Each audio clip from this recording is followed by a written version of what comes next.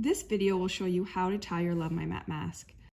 We make all of our masks out of upcycled fabric to reduce as much waste as possible in our shop. We provide you with one long piece of elastic to help reduce some waste. Pull one side of the elastic through your mask and cut it in half. Once it's cut in half, you'll take that other piece of elastic now and thread it through the other side of your mask. If you can't get it through, using a bobby pin or long tweezers might help. Once you get both those pieces of elastics threaded through each side, you can tie them into knots. Try it on your face to make sure before you clip off the rest of the elastic. That way I know it's going to fit me really well. If you don't know already, we make our masks out of upcycled fabrics, so these masks already help us reduce our waste.